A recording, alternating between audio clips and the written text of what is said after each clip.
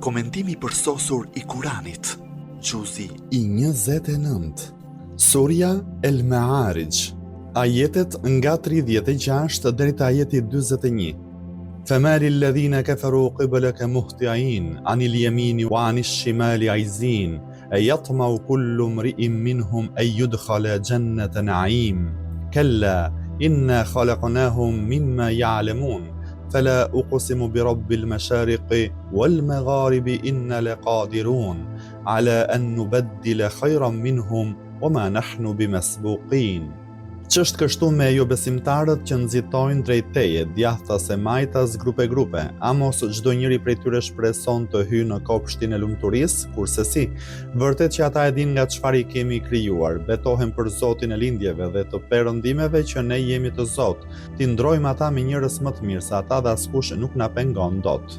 Komentimi. Me çfarë fytyre lakmon xhennetin? Në ajetet e kaluara të kësaj sureje u diskutua rreth shenjave të besimtarëve, të idhujtarëve dhe fatit të secilit prej këtyre dy grupeve. Në ajetet e lartë përmendura I rikthehet edhe një herë tjetër shpjegimi rreth gjendjes së idhujtarëve dhe talljet e tyre në lidhje me profetin Muhammed, paqja e bekimi I Allahut qoftë mbi të dhe mbi familjen e tij. Disa komentues kanë thënë se këto ajete kanë zbritur për idhujtarët, të cilët kur profeti Muhammed, paqja e bekimi I Allahut qoftë mbi të dhe mbi familjen e tij, u komunikon të muslimanëve në Mekë ajetet e ringjalljes, ata shkonin në grupet e profeti Muhammed, paqja e bekimi I Allahut qoftë mbi të dhe mbi familjen e tij, sa në të djathtë e sa në të majtë të tij dhe thoshin, nëse do të ndodhë dita e Kiametit, gjendja jonë në atë botë do të jetë më e mirë se sa gjendja e këtyre që të kanë besuar ty, ashtu siç ndodh edhe në këtë botë që gjendja jonë është më e mirë se sa e atyre. Kurani në përgjigje të tyre thotë, ç'është kështu me jo besimtarët që nxitojnë drejt teje djathtas e majtas grupe, a mos çdo njeri prej tyre shpreson të hyjë në kopshtin e lumturisë, me çfarë besimi dhe me cilën vepër japin vetes një merit të tillë. Fjala muhtiain është shumë si fjalës muhteun dhe nënkupton personin që ngre kokën lart dhe ecën me nxitim, personin që është në kërkim të diçkaje, ndonjëherë përdoret edhe vetëm në kuptimin e ngritjes së kokës për të marrë lajmin. Fjala aizin është shumë si fjalës aizetun dhe është përdorur në kuptimin e grupeve të shpërndara. Rrënja kryesore e saj është izon, që është përdorur me kuptimin e lidhjes fare fisnore. Duke e pasur parasysh faktin që çdo grup që qëndron së bashku ka një lidhje apo marrëdhënie me njëri tjetrin ose kanë një synim të përbashkët, shoqëria apo grupi quhet aizetun. Sidoqoftë, idhujtarët egoistë dhe vetdashës kishin shumë pretendime të tilla të pabaza dhe meqense kishin një jetë materiale të volitshme dhe të pasur me pasuri të fituar në rrugë të padrejtë, këtë e konsideronin si argument për lartësinë e pozitës së tyre pranë Allahut, me anë të një krahasimi të pakuptimtë dhe të kotë, presupozonin për veten e tyre pozita të larta në Kiamet.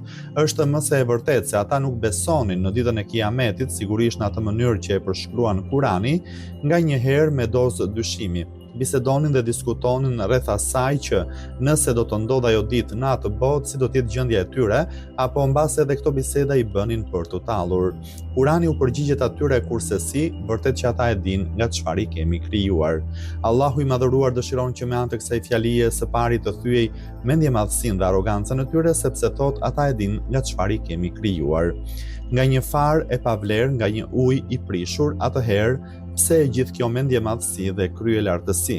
Së dyti u jep një përgjigje tallësve të ditës së gjykimit dhe u thotë se nëse ju dyshoni për çështjen e Kiametit, atëherë shkoni dhe studioni çështjen e farës, spermës suaj, ndoshta do të kuptoni se si me anë të një pike uji të pavlerë dhe të padobishme ne krijojmë një krijesë të re, e cila me anë të zhvillimit të fetusit çdo ditë merr një formë të re për vete. Vallë, krijuesi që e krijoi njeriu nga një pikë fare, a nuk është I aftë që pas vdekjes ta ringjalla të përsëri dhe t'i vesh rrobat e jetës?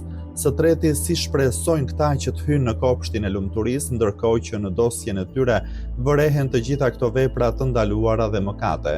Një krijesë që është krijuar nga një fare pa vlerë nuk ka ndonjë vlerë të veçantë për nga pikpamja materiale, nëse është I vlefshëm.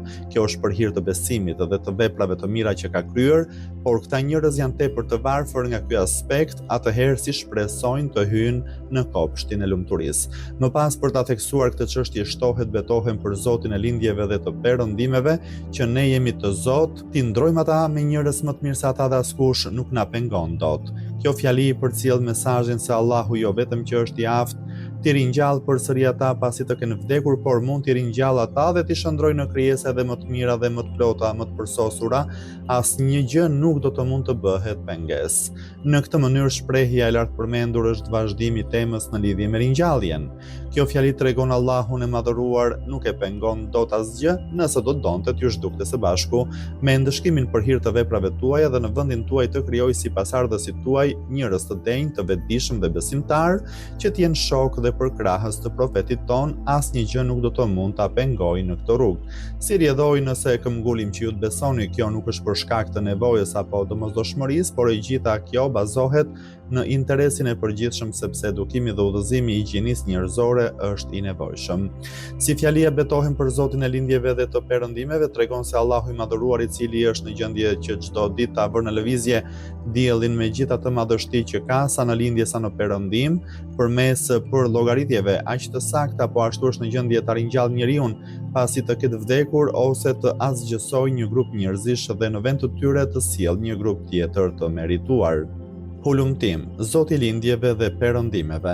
Në ajetet kuranore ndonjëherë fjala mashriq dhe maghrib i lindjeve dhe i perëndimeve është përmendur në numrin njëjës, si për shembull në surën Al-Baqara në ajetin 115 të Allahut janë edhe lindja dhe perëndimi, dhe ndonjëherë është përmendur në numrin shumës, si për shembull në surën Ar-Rahman në ajetin 17 Zoti i dy lindjeve dhe Zoti i dy perëndimeve, po ashtu siç është përmendur dhe në rastin e këtij ajeti. Disa mendje lehtë dhe mendje shkurtër i kanë konceptuar si të kundërta me njëra tjetrën këto shprehje, ndërkohë që të gjitha janë në sintoni të plotë, secila shprehje aludon për një çështje të caktuar. Shpjegimi është ky: dielli çdo ditë lind nga një pikë e re dhe po ashtu perëndon në një pikë të re. Çdo ditë të vitit kemi lindje dhe perëndim, dhe në mes të gjithë këtyre perëndimeve dhe lindjeve veçohen dy lindje dhe dy perëndime. Njëri është në fillim të verës, pra pika më e lartë e diellit në orbitën veriore, dhe tjetri në fillim të dimrit, pra pika e fundit e uljes së diellit në orbitën jugore. Njëri quhet tropiku i Gafores, kurse tjetri yjesia e Britsjapit. Meqense këto të dyja janë plotësisht të qarta, kjo është dhe arsyeja që Kurani i përmend dhe bazohet në to. Përveç kësaj janë të qarta dhe dy lindje dhe dy perëndime të tjera, të cilat ndryshe i quajnë ekuinoksi i lindjes dhe i perëndimit. Ato ndodhin në fillim të pranverës dhe në fillim të vjeshtës, në kohën kur dita dhe nata në të gjithë botën është e barabartë. Kjo është arsyeja që disa komentuese kanë interpretuar si Zoti i dy lindjeve dhe Zoti i dy perëndimeve. Kur është përmendur në numrin njëjës, është në kuptimin e zakonshëm. Flitet vetëm për lindjen dhe perëndimin në parim. Shprehjet e ndryshme që u përmendën më lart mbartin nga një pikë dhe njeriu e vën në dieni rreth çështjeve të ndryshme të lindjes dhe të perëndimit të diellit dhe ndryshimin e sistemit të orbitave diellore.